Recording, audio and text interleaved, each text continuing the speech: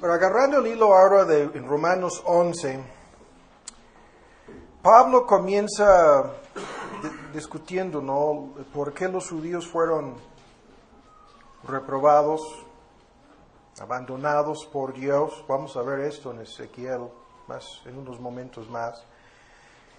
Y luego agarra el hilo en el versículo 23 diciendo que si no fueran a permanecer estos judíos en su incredulidad, serían injertados nuevamente, ¿no?, a la buena oliva. En la versión antigua es olivo, ¿no?, en la versión moderna, que Dios es poderoso para volverlos a injertar. La final parte, la frase final del versículo 23. Y luego en 25, porque no quiero, hermanos, que ignoréis este misterio. Un misterio aquí es algo no plenamente revelado bajo el Antiguo Testamento y ahora dado a conocer en toda su plenitud bajo el Nuevo. Este misterio, ven con mucha atención, agarrando a mitad del versículo 25, que el endurecimiento en parte ha acontecido en Israel hasta que haya entrado la plenitud de los gentiles. La plenitud de los gentiles, dicen. ¿Qué es el pleno número de gentiles destinados para la salvación? De eso se trata. La secuencia ustedes la conocen. Al principio del mundo Dios trataba con judíos y gentiles. Mejor dicho, trataba con todo el mundo sin hacer distinción, así lo voy a decir. Y luego, durante 2000 años, trató exclusivamente con los judíos, con pocas excepciones. Y llegando a 70 DC y la destrucción de la ciudad de Jerusalén y la dispersión de los judíos a todas partes del mundo, ha tratado durante 2000 años prácticamente en forma exclusiva con los gentiles. Esta profecía enseña que llegando a la parte final de la historia de nuestro mundo, Dios volverá a tratar con los judíos y con ambos grupos. En realidad hay más cosas aquí, algunos de ustedes se acuerdan del estudio que dimos. Pero llegando al versículo 26 dice, y luego, cuando haya entrado la plenitud de los gentiles, así en algunas versiones, aunque luego es mejor, es una secuencia de eventos, todo Israel será salvo, como está escrito, citando de Isaías 59, vendrá de Sión el libertador, que quitará de Jacob la impiedad. Este es mi pacto con ellos cuando quite sus pecados. Así que, en cuanto al Evangelio, son enemigos por causa de vosotros. O sea, mientras que Dios había reprobado por un tiempo la mayor parte de los judíos, trataba con nosotros los gentiles. Mas en cuanto a la elección, son muy amados por causa de los padres, porque sin arrepentimiento, o irrevocables en algunas versiones, son los dones y el llamamiento de Dios. Y resumiendo todo el argumento dice, porque como también vosotros en algún tiempo no creísteis a Dios, esto es todo el tiempo en que Dios trataba con ellos y había reprobado, según Romanos 1, a los gentiles, no creían los gentiles a Dios, mas ahora habéis alcanzado misericordia por la incredulidad de ellos. Así también estos ahora no han creído, mas por la misericordia para con vosotros, ellos también alcanzan misericordia. El tema aquí es tremendo. Ahora en Lucas, por favor, en su Evangelio, en Lucas,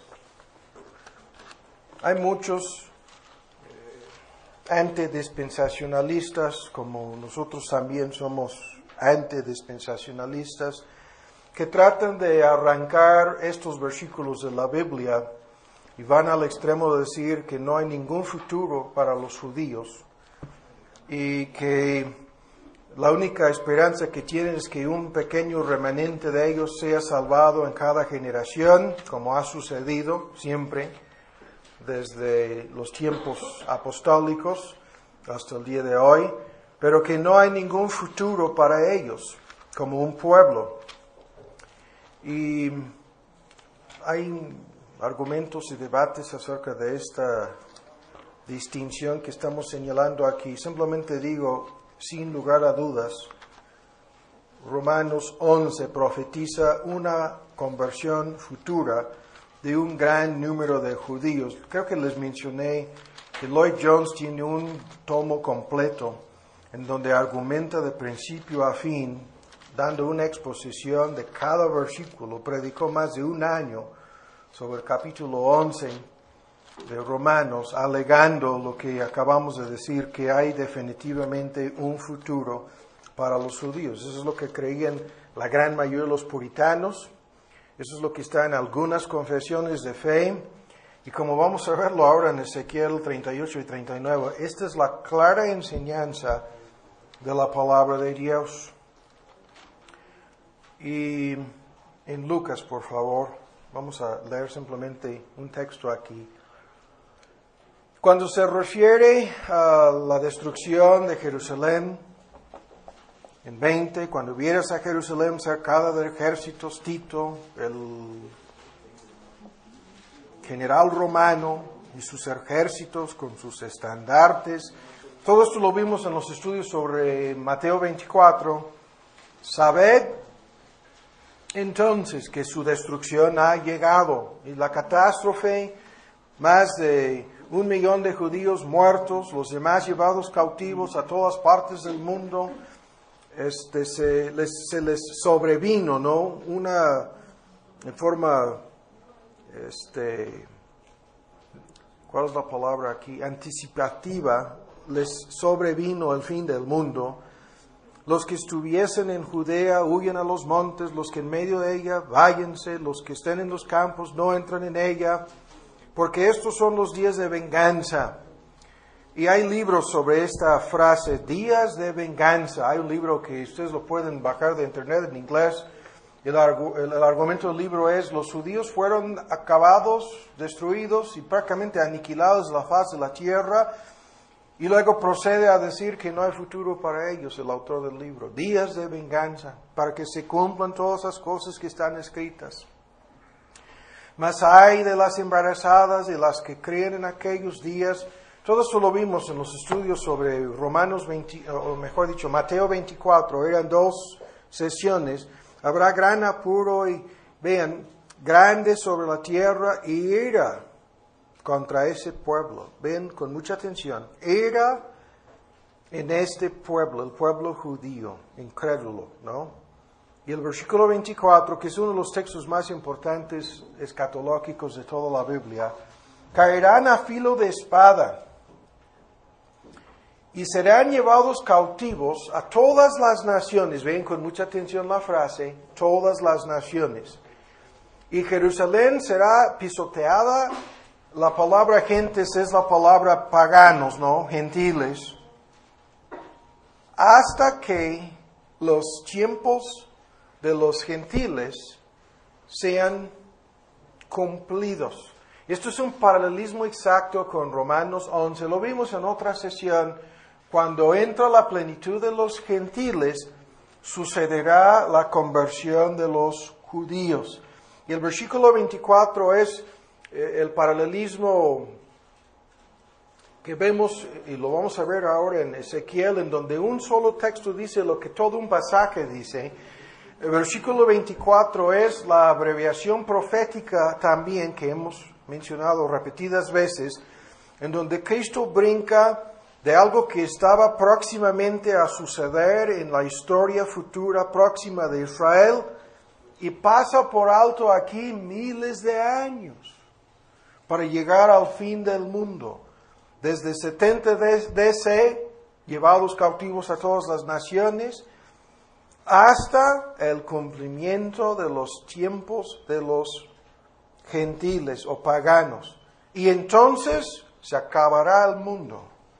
Habrá señales en el sol y en la luna, en las estrellas, en la tierra, angustia de las gentes por la confusión del sonido de la mar y las ondas secándose. Esa es la versión antigua. Llenos de terror y susto los hombres a causa del miedo y la expectación de las cosas que sobrevendrán a la rondeza de la tierra, porque los poderes o las virtudes de los cielos serán conmovidos, sacudidos, y entonces verán al Hijo del Hombre, que vendrá en una nube con potestad y majestad grande.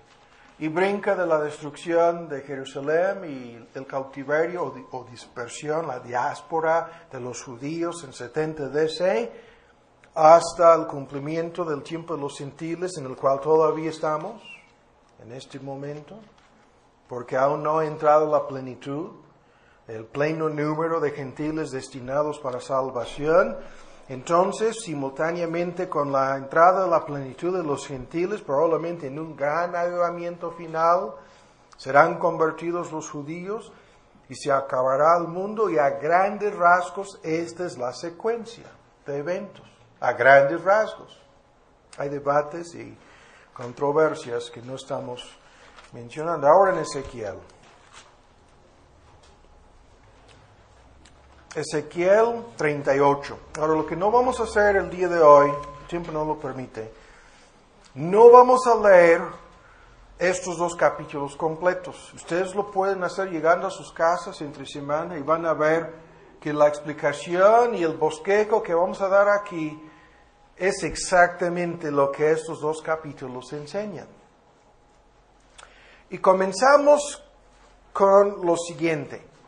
En nuestro bosquejo y la comparación entre el Islam, su escatología y la profecía bíblica, mencionamos el siguiente punto. Según la Biblia, las naciones principales que apoyarán, por lo menos al principio, y como vamos a ver aquí en la hora final del reino del anticristo, son países islámicos que llevarán a cabo una serie de campañas militares. Y ahora, el punto aquí es muy importante, lo mencionamos. Estos países atacarán a Israel, invadirán a Jerusalén, acabarán con un gran número de judíos, aunque hay interminables debates acerca de la secuencia exacta de estos eventos. Algunos los colocan al principio de la gran tribulación, otros a mitad de la tribulación, que no es 7 años exacto como lo dicen los dispensacionalistas, esto lo pongamos a un lado, y otros al final de la gran tribulación final. Ustedes habrán notado que hasta ahora en nuestros estudios sobre el Apocalipsis no nos hemos profundizado mucho, salvo en Mateo 24, sobre este tema de la tribulación, que comenzó con los judíos en el año 70 DC y, como vamos a mostrar ahora, ha continuado hasta la fecha y terminará con estos eventos que vamos a ver aquí sobre los judíos. Y la cuestión de la duración y la naturaleza de la gran tribulación final queda flotando en el aire para los demás, ¿no?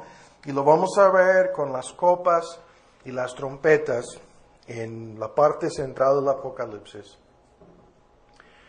Pero llegando a estos capítulos 38 y 39, encontramos aquí una lista de países, una lista de naciones.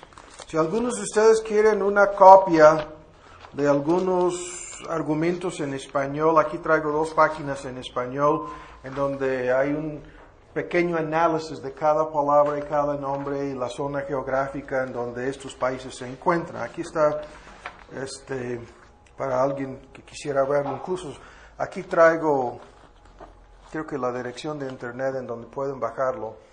Pero vamos por partes, comenzando en Ezequiel 38, el primer versículo.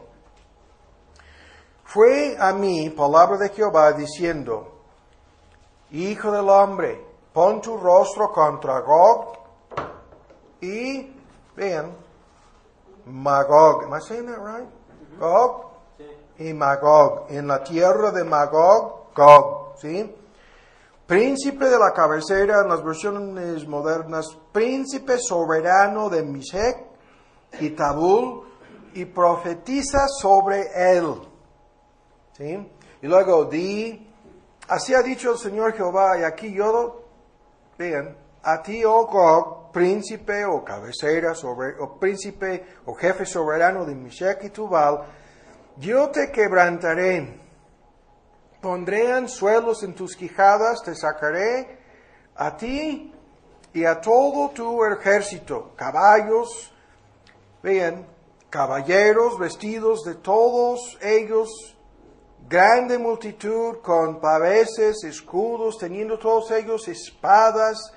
Ahora, entre paréntesis, esto lo hemos comentado antes y simplemente lo menciono. En ambos testamentos, las guerras y conflictos militares siempre se encuentran, las palabras descriptivas son del armamento y las cosas conocidas en la época del profeta. Y esto, sin discutirlo a fondo, es algo muy fácil de entender, incluso en el Apocalipsis, en donde vemos un ejército de 200 millones, que es sin lugar a dudas algo a un futuro. La descripción es de hombres que, jinetes y caballos y al estilo de esto, ¿no? Con escudos y espadas. Las armas son, en el contexto aquí, en cada referencia, las armas más sofisticadas y las más letales en aquel entonces. Y esto es obvio, ¿no? El por qué. Es obvio el por qué. Si el profeta hubiera descrito lo que nosotros vemos hoy día como armas, ¿no? O armamentos modernos, y le habrían acusado de haber comido pizza, ¿no? La noche anterior o algo peor. Entonces, eso lo pongamos a un lado. Ahora dice después una lista de naciones. Ahora vamos por partes. Comenzando con la palabra Gog. ¿Sí? Al principio del versículo 2, pon tu rostro contra Gog. Ahora, hay interminables debates acerca de la identificación de Gog, porque Gog es un término genérico. ¿Sí? Es un término genérico.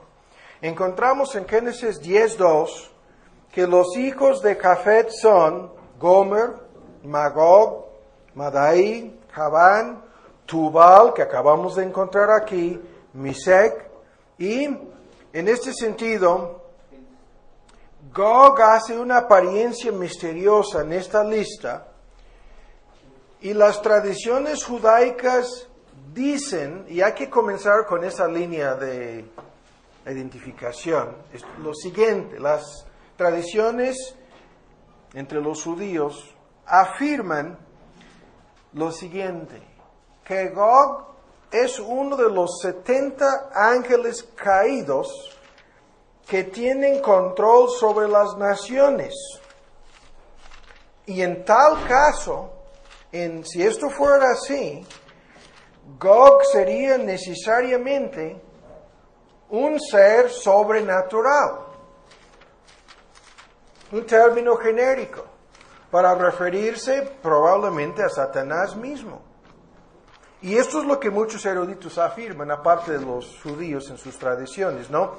Y hay que señalar el hecho de que en Apocalipsis 20, sin discutir lo del milenio, al final del milenio, en Apocalipsis 20, en el versículo 8, saldrá para engañar las naciones que están sobre los 4 ángulos de la tierra, a Gog y a Magog, a fin de congregarlos para la batalla, y el número de los cuales sus seguidores como la arena del mar. Llegaremos a los debates acerca de quién es Gog y Magog al final del Apocalipsis 20. Eso es un debate que vamos a poner a un lado. Pero el hecho de que hace su acto de presencia 2 veces en la Biblia en relación con una batalla espantosa al final de la historia, es lo que conduce a muchos a decir que Gog es un ser sobrenatural, uno de los 70 ángeles. Los judíos tenían, como lo vemos en Daniel, cada nación en conversa bajo el gobierno, entre comillas, ¿no?, de un ángel caído.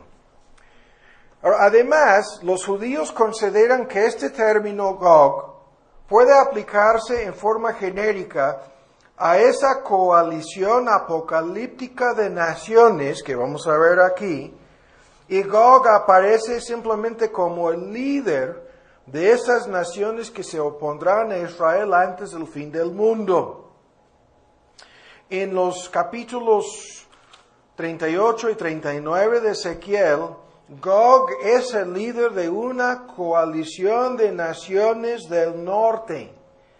En 38:15 y 39:2 encontramos esta frase, ¿sí? Ahora, muchos eruditos han identificado a Gog desde tiempos antiguos, incluyendo Juan Gill, con los árabes y ismaelitas, ¿no? Los descendientes de Ismael, ismaelitas, ¿no? Árabes, ¿sí? Eso es algo importante. Y es algo lógico por el hecho de que los aliados de Gog, en este capítulo, vendrán del Medio Oriente.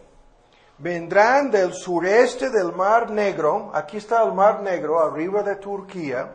Vendrán del sureste del Mar Caspio, es a saber, vendrán de Irán, el sureste que llegaría hasta Pakistán y Afganistán en un momento dado, ¿sí? Vendrán, vean, de Turquía central, que es otra vez al sur del Mar Negro y al este del Mar Caspio. Los historiadores que se meten mucho en los nombres antiguos y la ubicación geográfica de estos países siempre hablan de esta zona. Y también aquí ustedes pueden ver en el versículo 5 nombres que conocemos hasta el día de hoy. En el versículo 5, Persia o Persa es Irán. Aquí está Irán al sur del Mar Caspio. Vean, Etiopía, que en la versión de 1960, la palabra Cus es, en las versiones antiguas y modernas de inglés, Etiopía, que es de este lado al sur de Israel, ya hacia el norte del continente de África, incluyendo Sudán. ¿Es that the word? Incluyendo Sudán, que es una parte de la Etiopía antigua.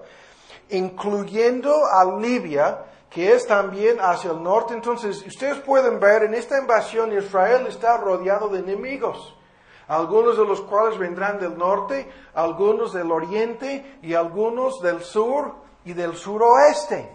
Esa es la idea aquí. Y Libia en las versiones modernas es Fut, es la palabra antigua, pero la versión antigua traduce la palabra Libia con ellos, todos ellos, ¿no? Bien equipados con el armamento más letal y sofisticado en aquel entonces. Ahora en el versículo 6, Homer y todas sus tropas, y se menciona aquí la palabra en la versión antigua compañías, cada vez es la palabra moderna tropas. Eso es un gran ejército, esa es la idea. Y Homer es la parte oriental de Turquía y algunos dicen que llega hasta Ucrania, hacia las montañas al sur de la ex Unión Soviética. Durante muchos años, prácticamente todos los 60 años de la Guerra Fría, los eruditos dispensacionalistas afirmaban que Gog y Magog eran ciudades y nombres identificables en la ex Unión Soviética hacia el norte de Turquía y lo que hoy día es Ucrania. Pero el punto es que esos lugares identificados en la época de la Guerra Fría como la Unión Soviética siempre han sido países musulmanes, incluso durante todo el tiempo que estaban bajo el dominio soviético eran países islámicos, en el sentido de que su religión era el Islam desde tiempos antiguos. Hoy día algunos de esos países son independientes y están en el proceso de experimentar la revolución islámica como consecuencia de la situación en el Medio Oriente, pero son pueblos islámicos desde tiempos antiguos. Ahora, la casa de Togarma, no sé si lo estoy diciendo así bien, a mitad del versículo 6, la casa de Togarma es también la parte de Turquía más próxima a la frontera con Siria, ¿sí? Y esto sería la parte aquí sobre el mar Mediterráneo hacia el sur y hacia el norte de lo que hoy día es Siria. Muchos no saben que durante los 1400 y pico años del Imperio Islámico, que terminó en 1923, Irak pertenecía a Irán en su mayor parte, salvo la parte, un pequeño lugar en el norte en donde los kurdos están. Los chiitas en el centro y el sur de Irak son iraníes en realidad, y esa distinción entre Irán e Irak no existía. Entonces ya tenemos Irán, Irak, Turquía, en un momento vamos a encontrar Arabia Saudita y Sudán, Etiopía, puros países islámicos, los cuales rodean a Israel en este momento. ¿Sí? Los turcos, eso es lo que dicen los comentaristas antiguos, ¿no? Los turcos dicen, árabes, islámicos, es lo mismo. Ahora, vamos a brincar hasta el versículo 13. Con estos dos países, Seba o Seba, a veces hay un acento ahí, y Dedán. Eso es una descripción. Y después, mercaderes o comerciantes de Tarsis. Y casi sin excepción, todos los historiadores dicen que Seba y Dedán son nombres antiguos que se refieren no solamente a los nietos de Cus en Génesis 10:7, sino hasta los tiempos más antiguos, a lo que hoy día es Arabia Saudita. Y en el contexto de la secuencia de eventos aquí, Arabia Saudita y esta misteriosa referencia a Tarsis, que tiene tres posibles identificaciones, vean, estos son los únicos que se preguntan en la forma de una protesta, evidentemente, a Gog y a Magog: ¿has venido a arrebatar despojos? ¿Has reunido tu multitud para tomar botín, para quitar plata y oro, para tomar ganados, posesiones, para tomar grandes despojos? Y evidentemente son los que no participan en esta invasión. Aunque, sin discutirlo por el momento, Daniel indica que Egipto no participa y que lo que hoy día es Jordania o Transjordania tampoco. Incluso hay una referencia de cómo esta parte de Transjordania, es la palabra, cómo ellos logran escaparse del anticristo en una de las guerras, pero todo eso lo pongamos aparte. Tarsis puede tener tres posibles identificaciones. Puede referirse a Grecia, eso es muy improbable hoy día, o al puerto al sur de España. ¿Se acuerdan ustedes que Jonás escapó rumbo a Tarsis, que es el puerto más adelante aquí en el mapa, hasta la costa cerca de Gibraltar, en el sur de España? Y otros eruditos que dicen es España o el continente europeo o los europeos. Y otros dicen que es una antigua referencia, esto de los leoncitos de Tarsis. Esa es la siguiente frase: Tarsis y todos sus leoncillos es la palabra, escuchen, dicen que se refiere a la Gran Bretaña. Y como consecuencia, leoncillos a las colonias de Gran Bretaña, que llegaría hasta América del Norte, ¿no? Si fuera cierto.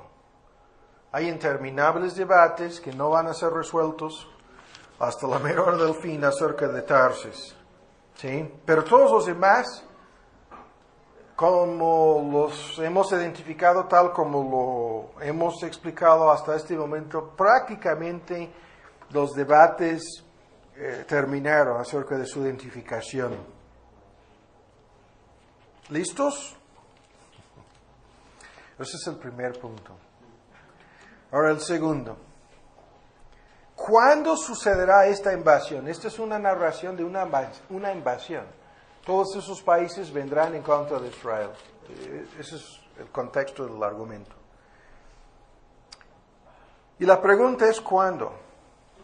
Y la respuesta, esta invasión sucederá después de que Israel haya regresado a su tierra. Fíjense bien el punto. Todos los versículos dicen, esto sucederá cuando Israel se encuentre nuevamente en su tierra. Y esto conduce a la siguiente pregunta. ¿Cuándo fueron sacados de su tierra y cuándo regresaron? Porque esto ha sucedido más de una sola vez, ¿no?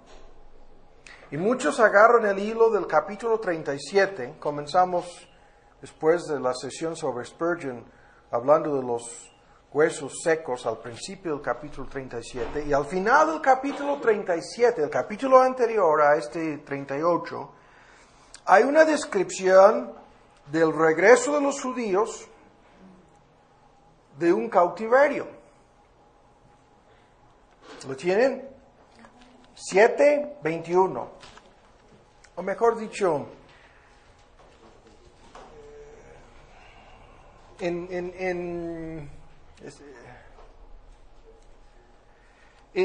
podemos empezar en 16, ¿no? Palabra de Jehová llega en 15. Tú, hijo del hombre, tómate ahora un palo.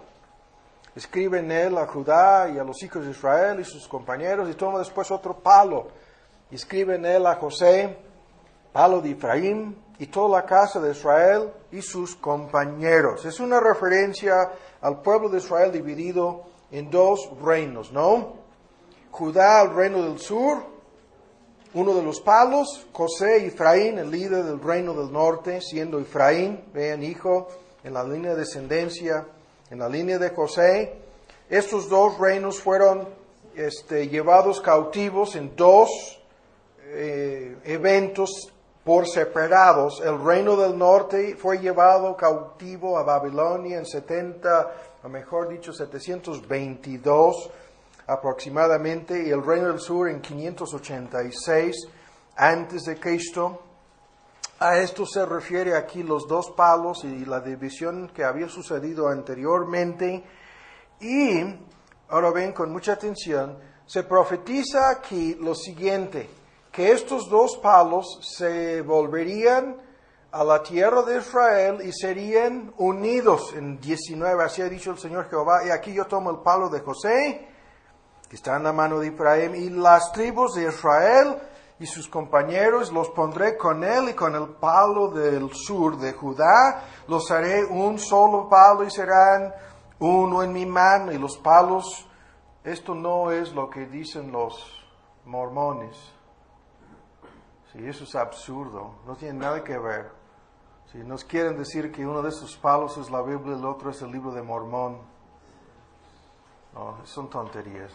Pongamos a un lado. Los palos son lo que la palabra de Dios dice, sobre que escribieses, estaré en tu mano delante de sus ojos, les dirás, así ha dicho Jehová, en el versículo 21, aquí yo tomo los hijos de Israel de entre las gentes a las cuales fueron en el cautiverio en Babilonia, los juntaré de todas partes, los traeré a su tierra. Esto es exilio y regreso, ¿no?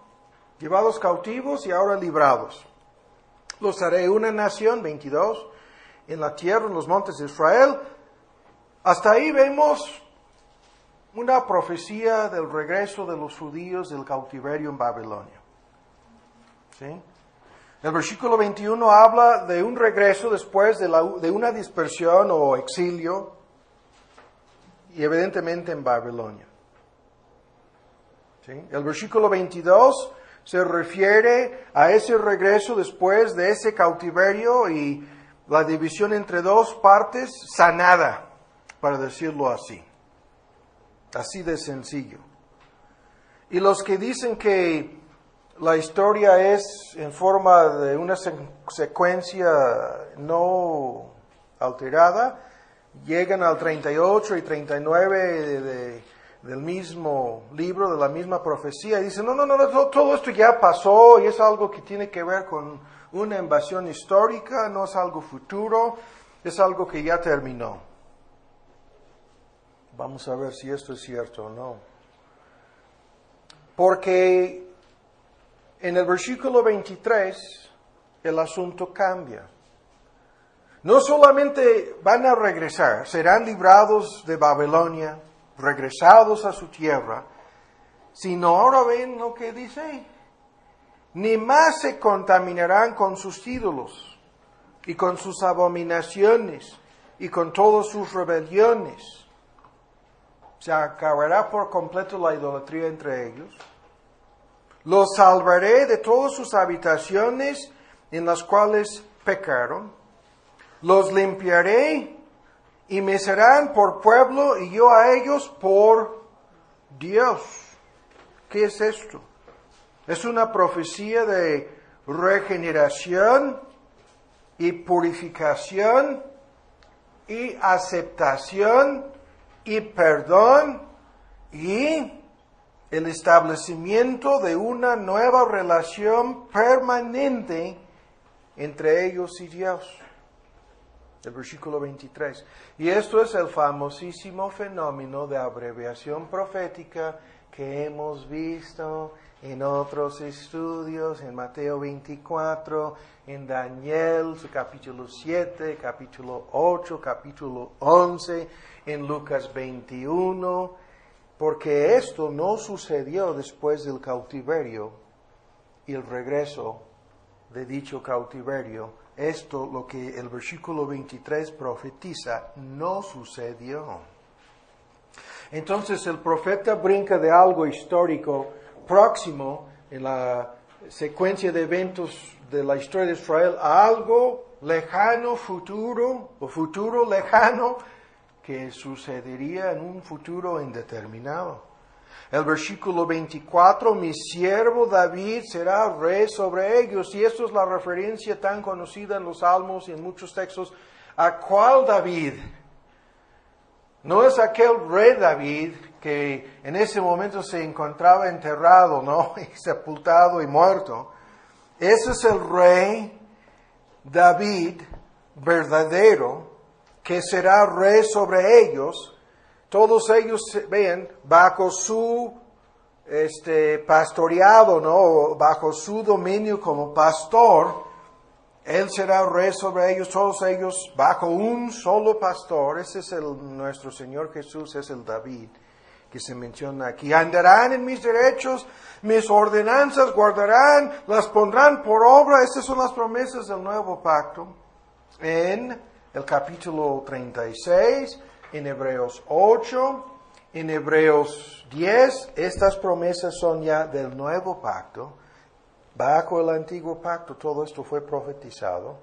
Y peor aún, en 25, no solamente habrá regeneración, purificación, en 24, conversión a Cristo, sino en 25, regresarán sanos y salvos a su tierra para nunca volver a sufrir otra cosa parecida al cautiverio o expulsión o dispersión de esa tierra.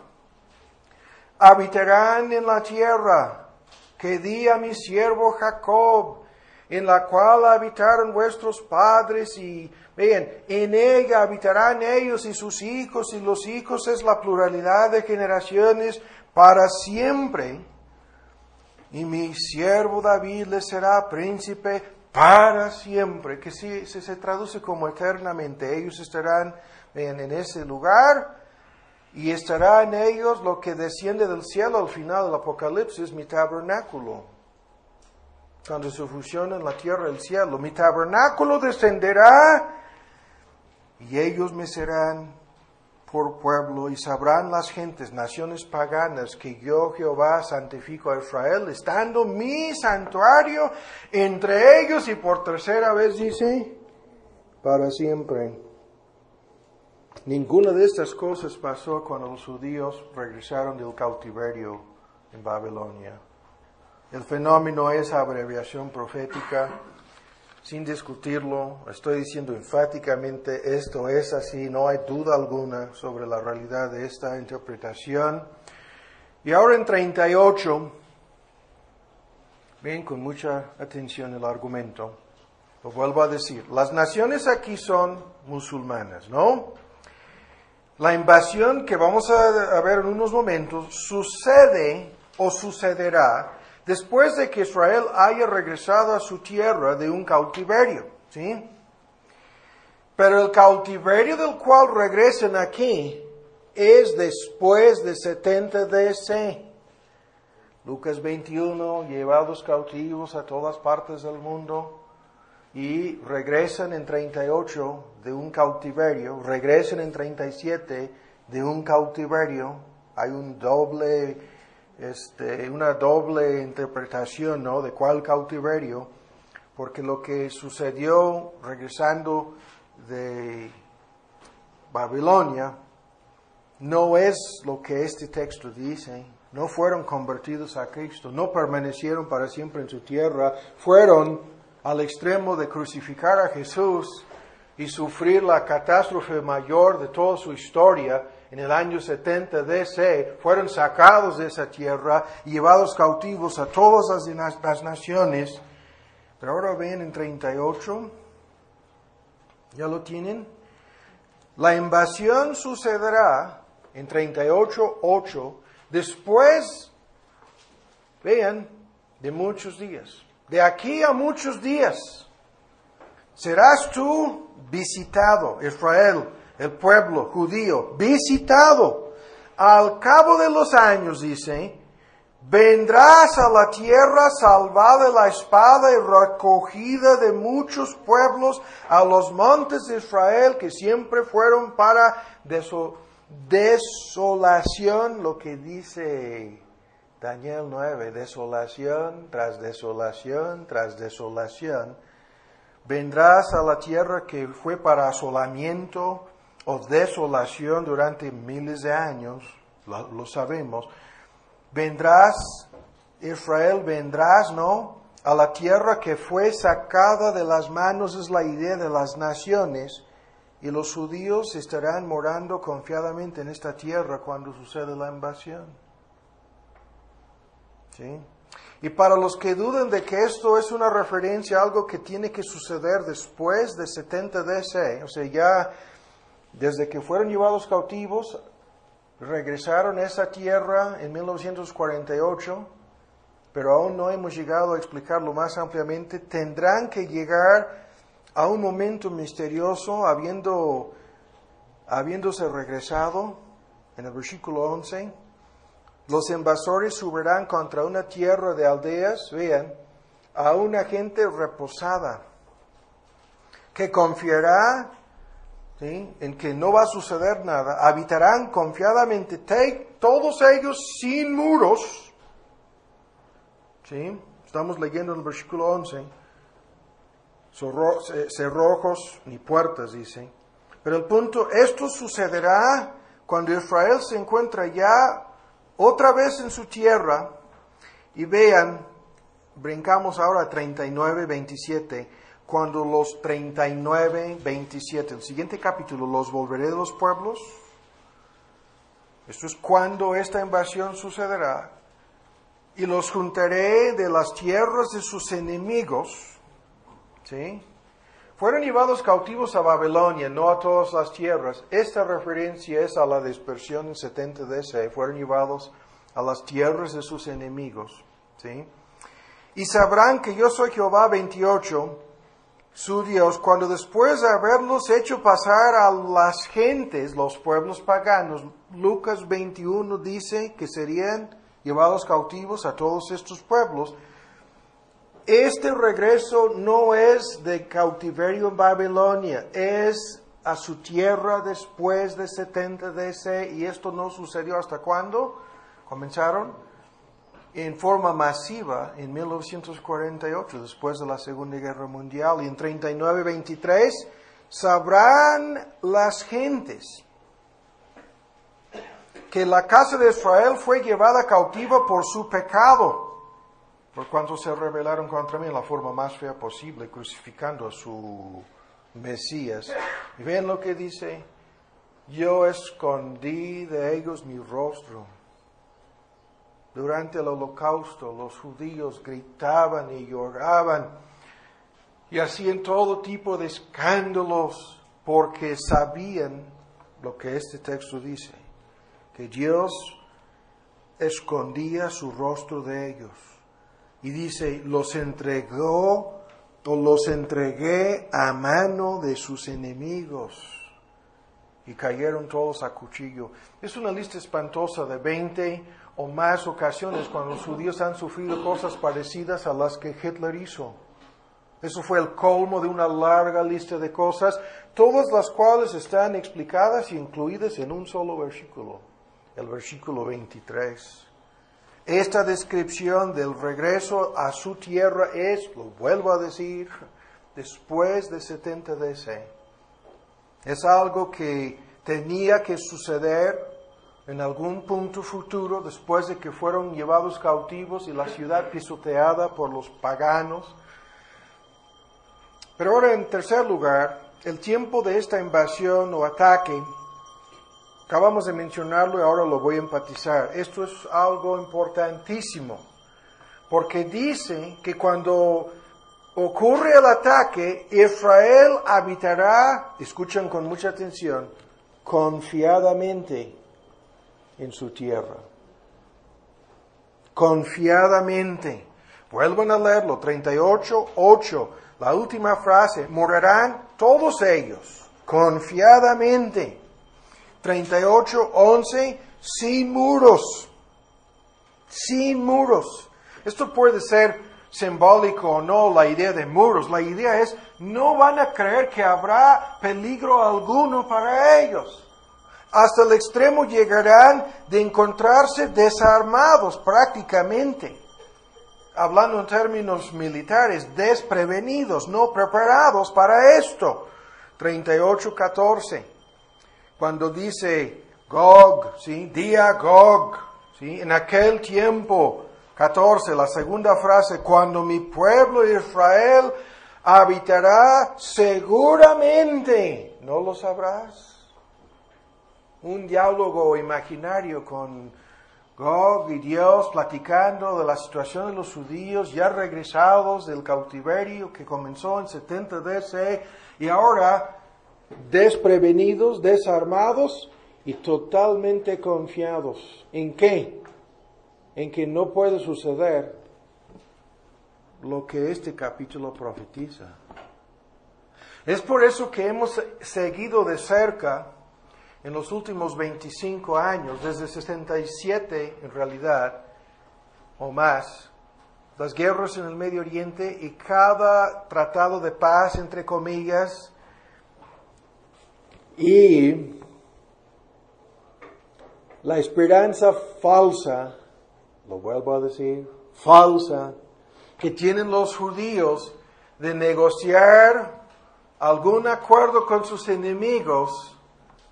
Eso pudiera ser, como lo dicen otros textos, dividiendo la tierra, incluso vendiéndola, sin debatir la cuestión de si esa tierra es de ellos o no, mientras que permanezcan en su incredulidad. Ese es otro debate.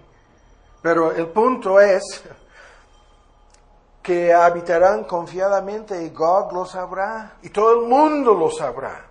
¿Sí? Hay miles de especulaciones acerca de esto.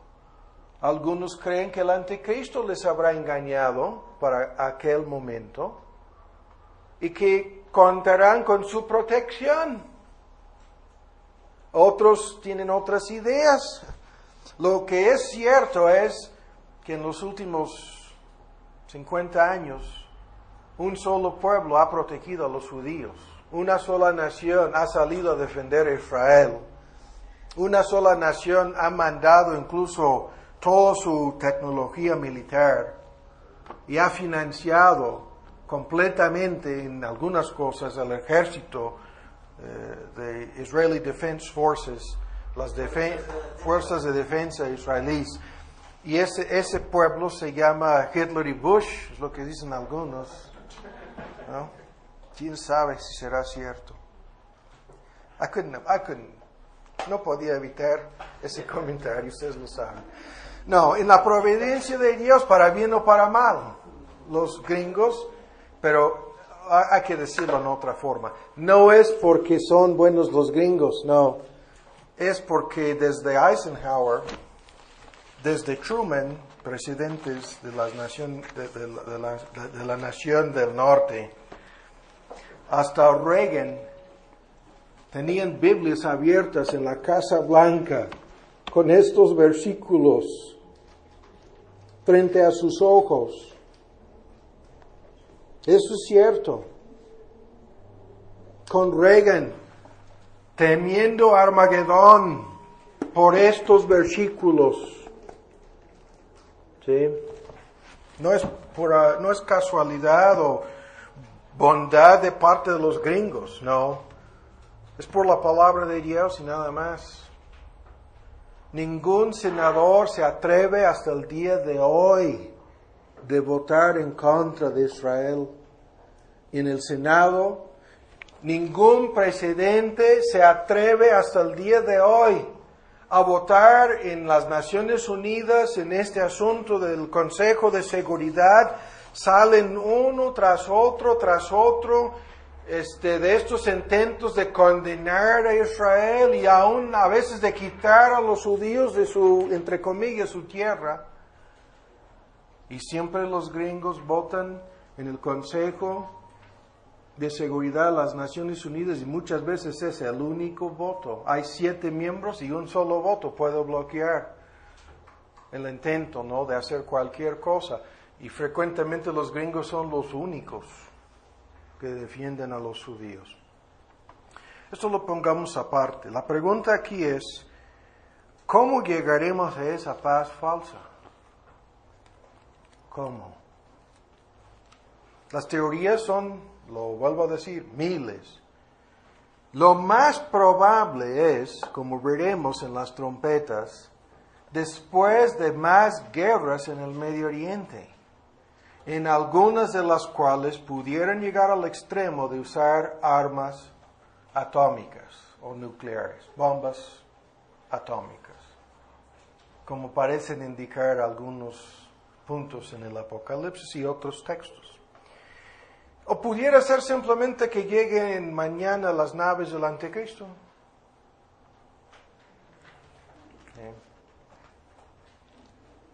Y el Anticristo haga su acuerdo de paz con ellos, garantizando su seguridad. Como sea,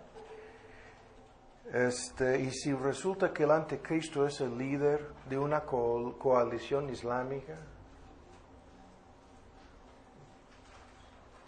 ¿no?, con paz destruirá a muchos, dice Daniel.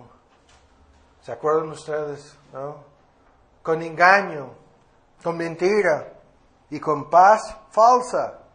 Así lo dice el profeta. Destruirá a muchos. Pero aún más, rápidamente se nos está yendo el tiempo aquí. La descripción aquí es enfáticamente lo siguiente. Gell lo dice en su comentario, dice, si no tuviéramos otro argumento, estos 2 textos terminan con los debates. Versículo 8 y versículo 16 del capítulo 38 dicen, al cabo de los años, ¿sí?, al cabo de los días, lean los versículos, el versículo 8, al cabo de los años vendrás. 38, al cabo de los días te traeré sobre mi tierra. ¿Ven lo que Dios dice? Esa tierra le pertenece a Dios. Sin discutir si tienen derecho de estar ahí en este momento los judíos incrédulos o no. Eso es otro debate que tiene peso. Él dice aquí, esa es mi tierra. Al cabo de los días. Se traduce en los postreros días. Y los textos del Nuevo Testamento dicen que los postreros días comenzaron ¿cuándo? Con la primera venida de nuestro Señor Jesús. Todos los textos lo dicen. Con la primera venida. Hebreos 1 en estos postreros días nos ha hablado por su Hijo, ¿no? Hebreos 9, una vez en la consumación de los siglos. 1 de Juan 2, 18 es el último tiempo, ¿no? 1 de Corintios 10, los fines de los siglos se han parado en nuestro tiempo. En Hechos 2 serán los postreros días que derramaré mi espíritu. Los textos lo dicen, los postreros días mencionados aquí por lo menos 2, 3 o más veces comenzaron con la primera venida de nuestro Señor Jesús. Así lo dice Juan Gill y así lo estoy afirmando. Así lo dice la palabra de Dios. Y por lo tanto, esta invasión tiene que haber ocurrido desde la primera venida de Cristo en alguna fecha posterior. Y no ha sucedido hasta el día de hoy. Por lo tanto, esta profecía se refiere a algo futuro. ¿Sí? El tiempo, ¿sí? Al cabo de los días. Y ahora vean en 39:8, ¿ven lo que dice? 39:8, y aquí vino, la versión antigua lo traduce de una forma muy buena, vino y fue. La versión moderna cambia las palabras, viene y se cumplirá. Pero en el hebreo, la versión antigua este fenómeno está en repetidos casos en el Apocalipsis. ¿Sí? Ya estuvo, ya se cumplió, ya sucedió lo que Dios había profetizado. El texto vino y fue. Dice el Señor Jehová, este evento es tan importante que cuando llega a suceder, cuando llega a cumplirse, Jehová hablará en este lenguaje apocalíptico, escatológico, vino y fue. Lo que él había profetizado, ven el resto del versículo, este es el día del cual he hablado, dice. El día de esta invasión, de esta destrucción de los enemigos de Israel. Este es el día, dice el texto, del cual yo hablé, y aún más. Vean ahora en 38:17, y aquí ha dicho el Señor Jehová, hablando de Gog y Magog y sus aliados, tú eres aquel Gog, quizás un personaje sobrenatural, un demonio caído, Satanás mismo. Tú eres aquel de quien hablé yo en tiempos pasados por mis siervos los profetas de Israel, los cuales profetizaron en aquellos tiempos que yo te había de traer sobre ellos. Este texto es fatal para los que dicen que esto es algo pasado. Dios mismo dice, yo hablé a través de mis profetas desde tiempos antiguos, del momento cuando esto se convertiría en una realidad. Yo lo dije a través de mis siervos, los profetas, que profetizaron desde tiempos remotos de la antigüedad, que yo te había de traer en contra de Israel. Y ahora para las personas que dudan de que esto es algo catastrófico y tremendo, lo que está profetizado aquí, veamos algunos textos en donde los profetas hablaban de esto. Comenzando en Zacarías 14. Zacarías 14, por favor, ven rápidamente, el tiempo se nos fue aquí, pero vamos a llegar al final de este argumento en 10 o 15 minutos. Zacarías 14:1, y Dios, aquí el día de Jehová viene, y tus despojos serán repartidos en medio de ti, porque yo reuniré todas las gentes en batalla contra ¿cuál ciudad? Contra Jerusalén.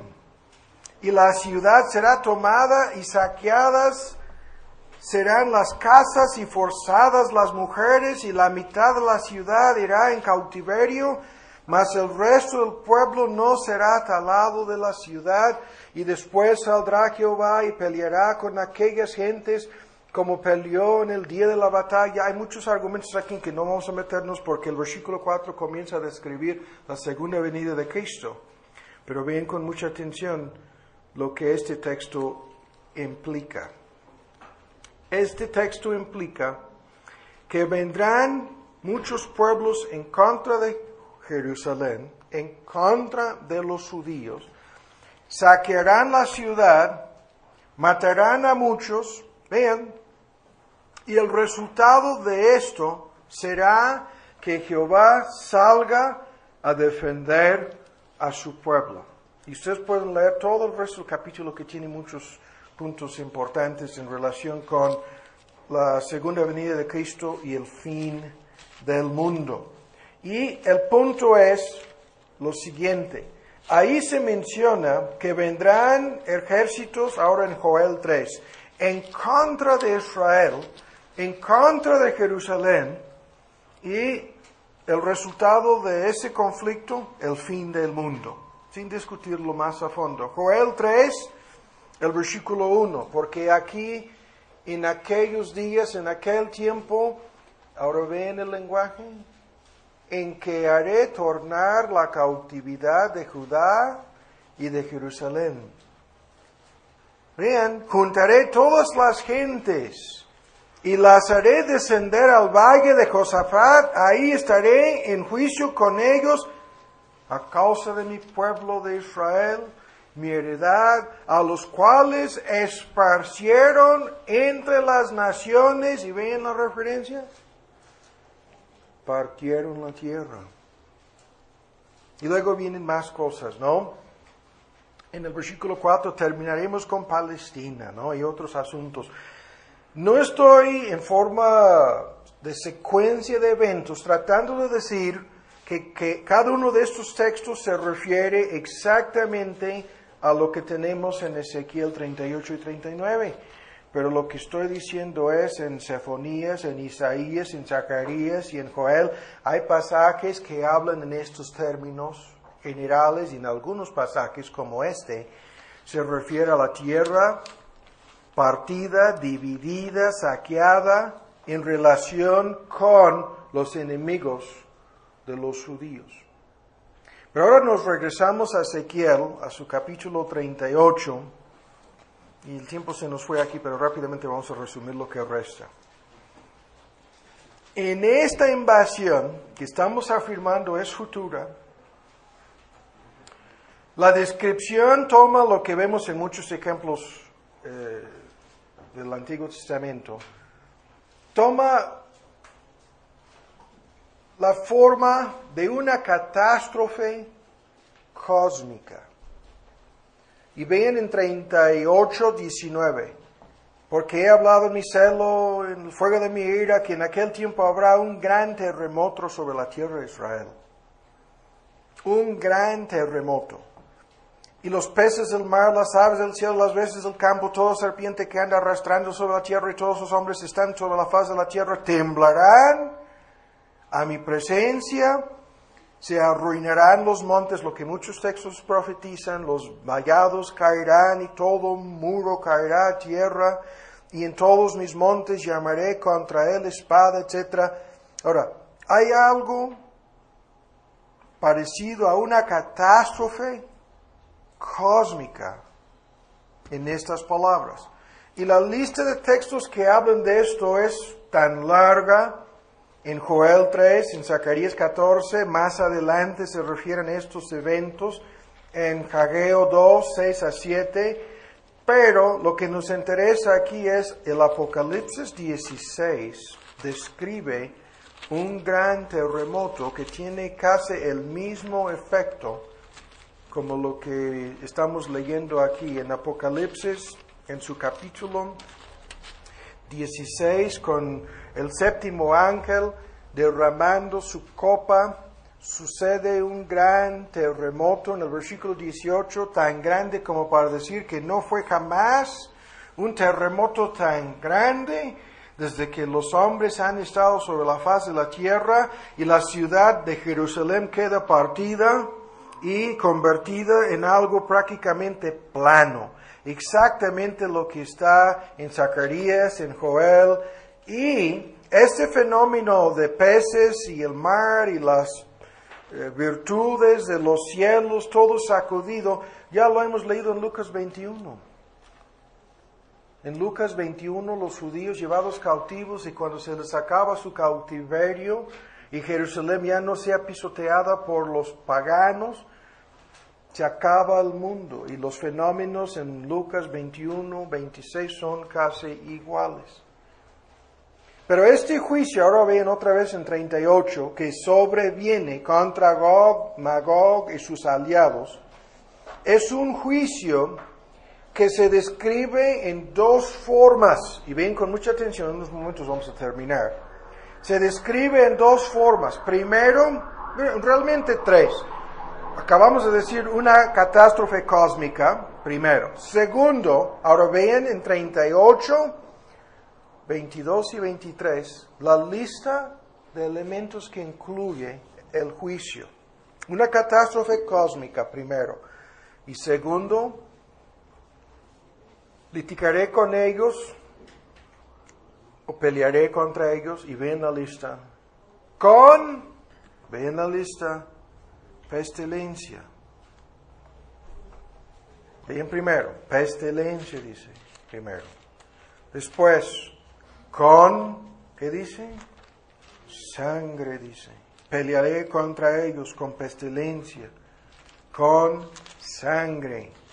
La segunda cosa. La tercera cosa, con lluvia dice. Haré llover sobre él, sobre Gog y sus tropas, sus compañeros, y sobre los muchos pueblos. El fenómeno que no vamos a investigar aquí, ¿quiénes son los muchos pueblos que vienen con Gog, sus tropas y sus aliados? Se menciona repetidas veces, una muchedumbre de pueblos acompañan a Gog en esta invasión. Pero dice lluvia, y luego, ven con mucha atención, dice después, ¿qué? Después de impetuosa lluvia, piedras de granizo, dice. Piedras de granizo. Y la lista termina con fuego y azufre.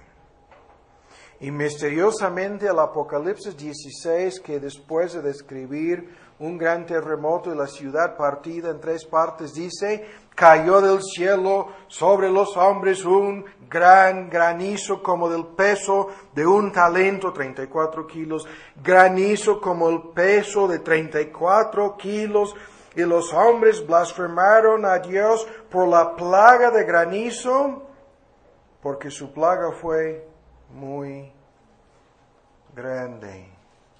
Aunque hay otras plagas en el Apocalipsis, en donde encontramos lluvia, pestilencia, sangre, fuego y azufre, en otros ejemplos en el Apocalipsis. Entonces la descripción de los resultados, una catástrofe cósmica, un juicio tan específico como para mencionar los 6 elementos incluidos. Y vean, todo esto termina siendo explicado en términos de una gran cena.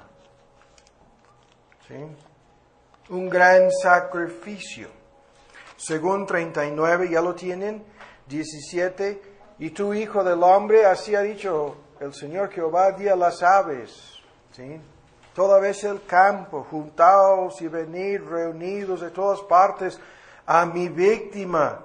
Y su víctima viene siendo todos esos países islámicos mencionados al principio y sus compañeros y ayudantes. Reunidos de todas partes, vean, que vengan a mi víctima, que os sacrifico un sacrificio grande sobre los montes de Israel, comerás carne y beberás sangre, y el paralelismo es casi exacto. Ahora ven con mucha atención, en el versículo 19, la descripción es carne de fuertes, ¿sí? Sangre de príncipes de la tierra. Y ven, es una lista de animales. Carneros, corderos, machos de cabrío, bueyes, toros, ¿sí? Comeréis gordura, beberéis hasta embriagaros de sangre de mi sacrificio que yo santifiqué. Pero misteriosamente el Apocalipsis habla de algo parecido lo que entendemos como la gran cena en Apocalipsis 19, y la lista es muy interesante porque lo que son animales en Ezequiel 39 se convierten en hombres, ¿sí? Se convierten en capitanes, reyes, fuertes. Estoy leyendo en 19:18 del Apocalipsis, todos ellos montados, ¿no? Sentados sobre caballos, pero libres, siervos, pequeños y grandes. Y las aves que volaban por medio del cielo son invocados: venid y congregaos a la cena del gran Dios, en 19:17. Es en base a todos esos paralelismos que muchos dicen que esta invasión es Armagedón y acabará con el mundo. Esto no lo vamos a discutir porque hay más matices y detalles aquí. No vamos a discutirlo. Por último, 2 puntos. Se afirma de principio a fin que el resultado de esta invasión, la destrucción de los enemigos de Israel, será la gloria de Dios. Dios será reivindicado y glorificado. Vean la lista, 38:16, dice, cuando yo fuere santificado, o cuando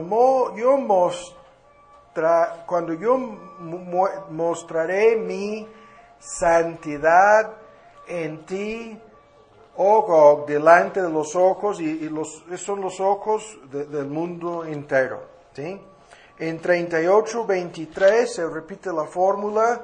Cuando vienen estas cosas espantosas, el argumento es que Dios se va a glorificar. Al final del versículo 23, sabrán muchas gentes, no ante los ojos de ellos, yo seré santificado y seré conocido, que yo soy Jehová. 38:23, 39:6, al final sabrán que yo soy Jehová. 39:7, las gentes sabrán que yo soy Jehová, el Santo de Israel. 39:13, cuando yo fuere glorificado, ¿no? Dice el Señor Jehová. 39:21, pondré mi gloria entre las gentes, y todas las gentes verán mi juicio que habré hecho en mi mano que puse sobre ellos. Repetidas veces ese fenómeno. Y por último, les dije que no íbamos a leer los 2 capítulos. Ahora ustedes detalladamente vuelvan a leer los versículos y vean lo que estamos diciendo. Por último, eso es la cosa más importante. Todos estos versículos dicen lo mismo. Israel será convertido en ese momento. Se cumplirá lo que Pablo afirmó en Romanos 11. Y vean cuántas veces y tan claramente lo dice la palabra de Dios. Empezando en 39:22. En aquel día, 39:22, y en adelante, sabrá la casa de Israel que yo soy Jehová tu Dios. 39:23. 38, 25 y 26, rápidamente. 38. No, lo tengo apuntado mal. Es 39, 25 y 26. Por lo tanto, así ha dicho el Señor Jehová, ahora volveré la cautividad de Jacob. Vean lo que dice. Tendré misericordia de toda la frase que Pablo utiliza en Romanos 11, está aquí. Toda la casa de Israel celaré por mi santo nombre. Y ellos sentirán la vergüenza y toda su rebelión con que pecaron en contra de mí cuando habitaran en su tierra, seguramente, cuando se arrepientan, esa es la mejor traducción, y no habrá quien los espante. O sea, se van a arrepentir, ¿sí? y se van a convertir. Esto es lo que estos dos versículos describen. Y nuevamente, en el versículo 29, no esconderé más de ellos mi rostro, no volveré a esconderme nunca de ellos, porque habré derramado mi espíritu sobre la casa. Lo que la profecía de los huesos secos anunció se habrá cumplido con el derramamiento de su espíritu sobre la casa de Israel. Ahora los versículos más importantes aquí son, y se acabó, ya no hay más, los versículos 23 y 24. Véanlos. Y sabrán las gentes, vean la reacción. Por eso dicen, con la entrada a la plenitud de los gentiles, la conversión de los judíos y un efecto simultáneo o recíproco entre los dos grupos o algo parecido, vean el lenguaje. 39-23, sabrán las gentes. Ahora la lista aquí es tremenda. Esta es toda la historia de Israel en un solo versículo. En 2, que la casa de Israel fue llevada cautiva por su pecado. Primero. Segundo, por cuanto se rebelaron contra mí. Ese es el pecado específico, con la crucifixión de su Mesías, el Hijo de Dios encarnado. Y la reacción de Jehová, yo escondí de ellos mi rostro. Tercero, les dio la espalda y se escondió de ellos. Escondí de ellos mi rostro. Si fuéramos a tomar el tiempo, hay un sermón en cada frase. En el libro de los Salmos, no escondas de mí tu rostro. Dios no escuchó sus oraciones durante 2000 años, ni en el holocausto. ¿Sí? Y los judíos están divididos en varios grupos ortodoxos hoy día. Uno de los grupos cree esto, aunque no creen en Cristo. Uno de los grupos dicen que han regresado en rebeldía a la tierra. Uno de los grupos dicen que el Estado de Israel ni debe existir hasta que se conviertan nuevamente, según ellos, a Jehová. Uno de los grupos cita este texto y dice, con razón Dios no escuchó sus plegarias ni en los hornos de Hitler. Y vean lo que dice, los entregué en manos de sus enemigos. Los entregué. Dios ayudaba a los nazis a subirlos a bordo de los vagones. Sí. Y cayeron todos, por lo menos 6 millones de ellos en el siglo XX, a cuchillo. Y conforme la lista continúa, a su inmundicia y conforme a sus rebeliones, lo que Deuteronomio profetizó en los capítulos finales del libro, lo que él haría devolviéndoles el pago, conforme a sus pecados hice con ellos, y se repite la fórmula, escondí mi rostro de ellos. Ahora podemos salir de aquí nosotros el día de hoy en un estudio de 1 hora y 15 minutos. Hemos logrado entender más sobre 2000 años de historia de este pueblo que lo que entienden los meros eruditos ortodoxos entre ellos, en la mayoría de los casos, ahora. Nosotros lo entendemos. Pero el texto dice, las gentes, los pueblos paganos, las naciones del mundo van a entender esto cuando Israel sea protegido y convertido en medio de esta invasión. Como consecuencia de esta invasión islámica, como todo parece indicarlo, Jehová saldrá para defender a su pueblo. La secuencia de eventos de si esto es Armagedón o no, no vamos a discutir. Eso queda flotando en el aire. ¿Sucederá cerca del fin de la historia de este mundo? Claro que sí. Porque en Romanos 11 se terminan los tiempos de los gentiles con la conversión de los judíos y en el versículo siguiente, en Lucas 21, se acaba el mundo. ¿No? Se acabará este mundo. Israel será convertido a Cristo y incorporado a la iglesia de Cristo. Así es. Y con razón dijo Pablo, ¿no? En Romanos. Hablando de este tema, veámoslo para concluir diciendo en Romanos 11, después de hablar de estos asuntos, diciendo, porque también como vosotros en algún tiempo los gentiles no creísteis a Dios, mas ahora habéis alcanzado misericordia por la incredulidad de ellos. El versículo 31, así también estos ahora no han creído. ¿Sí? Y luego dice al final, ellos también alcanzarán misericordia. Porque Dios encerró a todos los judíos incrédulos aquí en incredulidad para tener misericordia de todos. Tanto aquí todos es judíos y gentiles. Y luego, oh profundidad de las riquezas, de la sabiduría y del conocimiento de Dios, cuán incomprensibles son sus juicios e inescrutables sus caminos. Porque ¿quién entendió la mente del Señor o quién fue su consejero? ¿O quién le dio al primero para que le fuese recompensado? Porque de Él, y por Él, y para Él son todas las cosas. Y como lo dice Ezequiel 39, a Él será la gloria para siempre.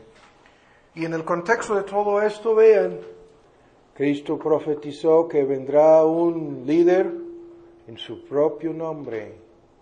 Y a ese líder, los judíos incrédulos lo recibirán, pero que no verán a Él, al verdadero Cristo, hasta que digan, bienaventurado el que viene en el nombre del Señor. ¿Se acuerdan de sus palabras, no?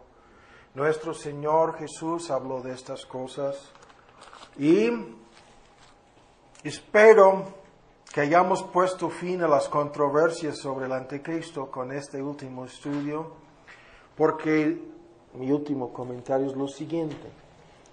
Lo más probable acerca de lo que va a pasar durante la última parte de este mundo, se van a combinar estos elementos.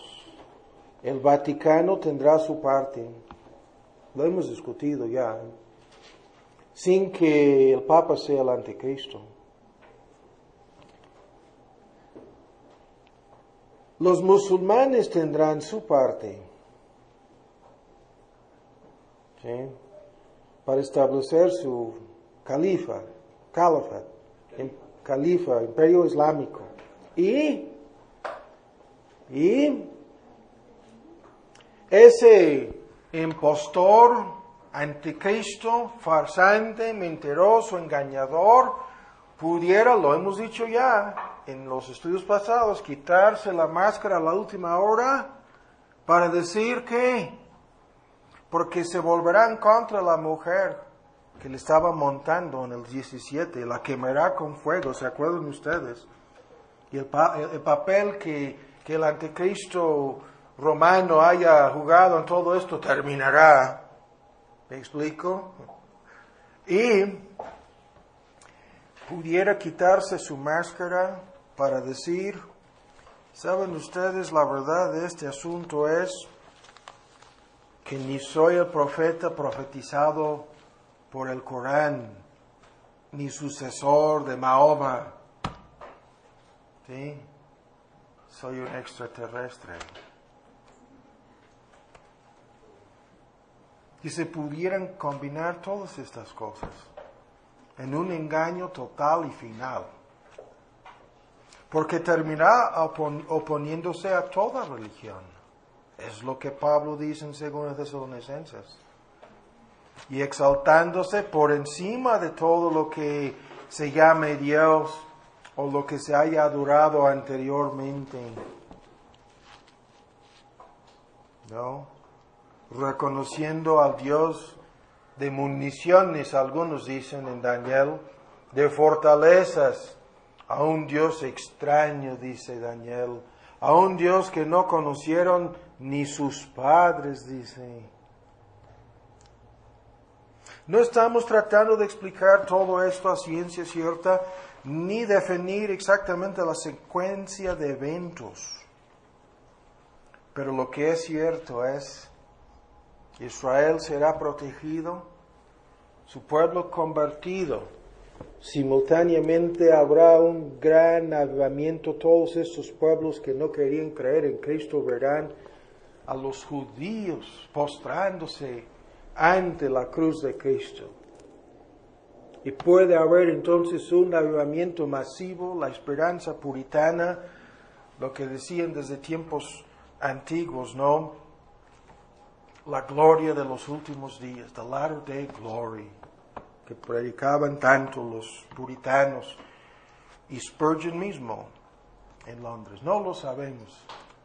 Lo que sabemos es, entrará la plenitud de los gentiles. Y si nosotros no sobrevivimos para ver estas cosas realizadas en toda su plenitud, estaba diciéndole el otro día a Allen, tengo 51, aunque me parezco como 71, ¿no? Me parece a mí como 81. Y Allen le decía, tienes un mínimo de 20 o 25 más, sus papás llegaron a 80 y 90, a lo mejor lo vamos a ver, tú y yo. Pero si se prolongan las catástrofes y guerras en el Medio Oriente o pudiera suceder muy rápido, no lo sabemos. Es probable que estamos viendo el comienzo del fin con lo que está pasando en el Medio Oriente. Y ustedes que me conocen, yo llevé años diciendo, no, esto no va a suceder ahora. Pero a la luz de esto, Irán, Turquía, Irak, Sudán, Etiopía, Libia, los países al sur de la ex Unión Soviética vendrán en una invasión final, tal como lo profetiza el Corán.